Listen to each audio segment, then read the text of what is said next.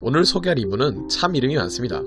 유럽 각국마다 카를로스 샤를 찰스라고 하는데 저 어릴 때는 교과서에서 사를만이라고 했던 것 같습니다.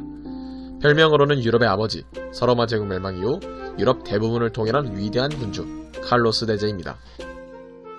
카를로스 대제를 알아보기 앞서 그의 가문과 선조들을 간단히 알아보겠습니다. 카를로스 대제의 할아버지인 카를 마르텔인데 여기서 마르텔은 망치라는 의미가 있습니다. 카를 마르텔은 이름과 참 잘 어울리게 망치질을 참 잘했는데 권력 경쟁하던 자기 조카들 뚝배기부터 이베리아 반도에서 쳐들어오는 무슬림들까지 망치로 깨버렸어요. 이렇게 힘도 재능도 있는 카를 망치 아저씨는 왕위를 찬탈할 각을 보기 시작하는데요. 이를 반증하는 게 당시 프랑크 왕국 국왕인 데오데리크 4세가 죽고 왕위를 비워주는데 아마도 준비하고 각 봐서 왕위를 꿀꺽하려고 했던 것 같아요. 근데 생각보다 빨리 죽어서 그 소원을 이루지 못했어요. 그래서 찬스가 자기 아들들한테 넘어가게 됩니다. 그 아들이 카를로만과 피핀 3세인데 둘 다 아버지 카를 마르텔의 궁제 지위를 세습하거든요. 여기서 궁제란 쉽게 말하면 동양의 재상과 비슷한 지위인데 궁제가 둘이라는 건 서로 정치적으로 라이벌이란 것. 이게 서로 힘이 비슷하니까 서로 간을 보기 시작하는데 그래서 이 둘이 힘대결하는 시기 프랑크 메로빙거 왕조의 마지막 국왕 길데리크 3세가 왕위에 올랐습니다. 동양 역사로 본다면 고려의 공양왕과 한나라 헌재 같은 양반인 거죠.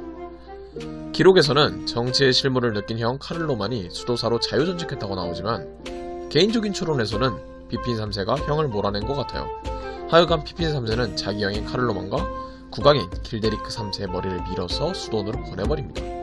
그러면서 피핀 3세가 왕위를 찬탈하니 프랑크 카롤링거 왕조의 시작을 알립니다. 피핀 3세가 새로운 왕조를 개창할 수 있었던 이유를 보면 카롤링거 가문의 정치적 힘도 있었지만 그 당시 국제적인 상황이 피핀 3세에게 유리하게 돌아갔어요. 726년 동로마의 레오 3세가 성상 금지령을 보고하는데 이 문제로 로마 교회가 반발, 동서교회는 대분열이 일어나고 마는데 그 와중 롬바르도족이 북이탈리아로 쳐들어오면서 로마 교회는 똥줄이 타기 시작합니다. 이때 로마 교회는 동로마 제국을 대신할 든든한 아군을 찾기 시작하는데 위쪽을 보니 중세 최강의 전투민족인 프랑크인들이 보였고 쟤들이랑 친하게 지내면 지켜주지 않을까 싶었던 거죠. 그래서 피핀 3세가 왕위를 찬탈한다고 할 때 로마 교회가 바로 승인해줍니다. 사실 현실적으로 봤을 때 승인해주는 거 말고는 답이 없긴 했어요.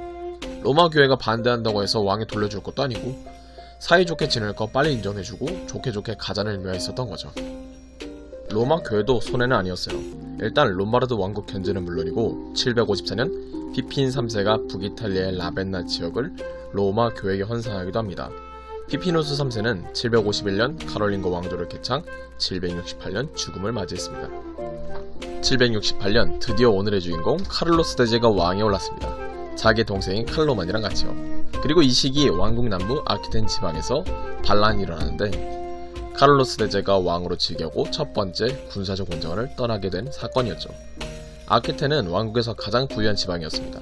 현재 프랑스에서도 보르도 와인이 유명한데 그 보르도가 속한 지역이 아키텐이었어요. 또한 아키텐 지방은 지롱드강을 통해 대서양과 이어져 있어서 무역의 중심지로 굉장히 부유한 지역이었습니다.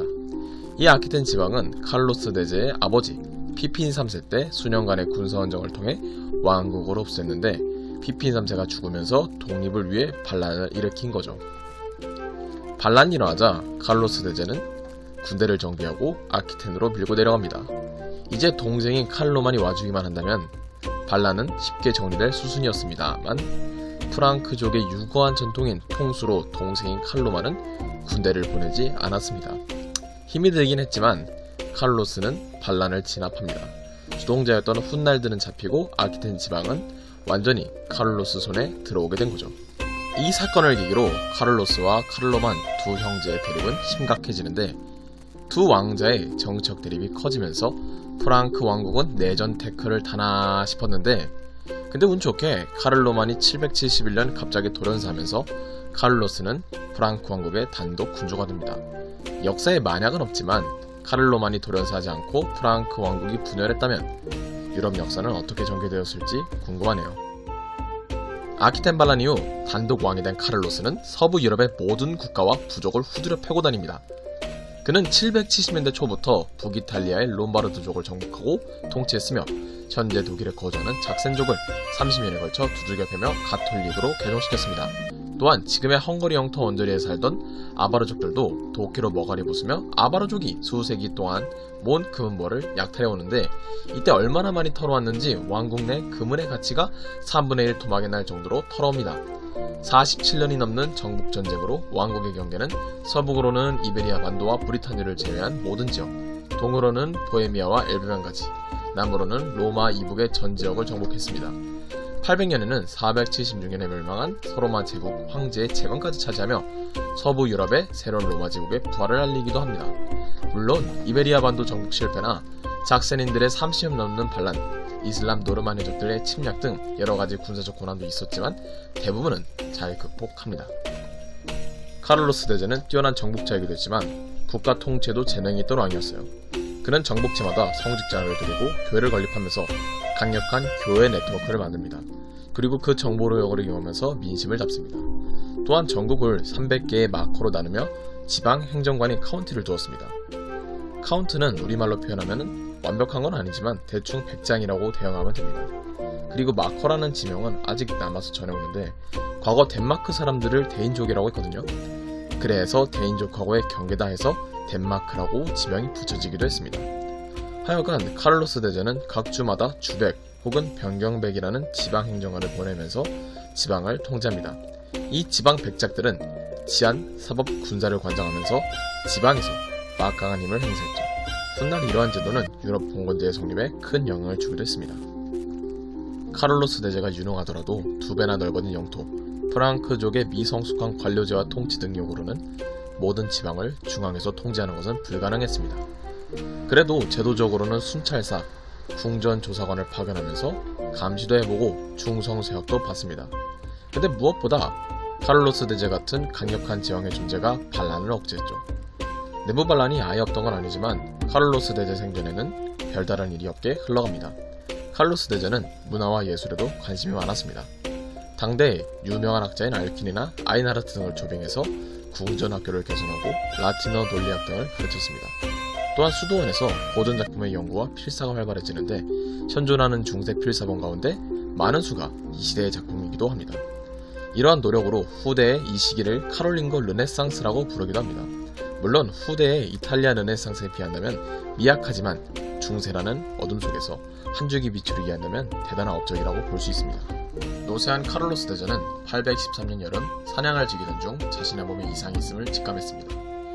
그해 9월 당시 유일한 계승자인 루도비쿠스 1세를 공동왕대로 즉위시키며 은퇴 생활을 합니다. 그리고 다음 해인 814년 1월 28일 고열과 늑막염으로 고생하던 대제는 자신의 궁전 아인에서 죽음을 맞이했습니다. 그의 죽음 이후 프랑크 왕국도 같이 쇠퇴하는데 그의 후계자들은 그만큼 뛰어난 군주는 아니었기 때문에 왕국은 손자태에서 서프랑크, 중프랑크, 동프랑크로 분열했습니다. 이 나라들은 이후 프랑스, 독일, 이탈리아의 시발점이 됩니다. 끝으로 카를로스 대제직이 위대한 정의작가 아이나르트의 평을 듣고 마치겠습니다. 당대의 그 어떤 지도자보다도 유능하고 출중했다.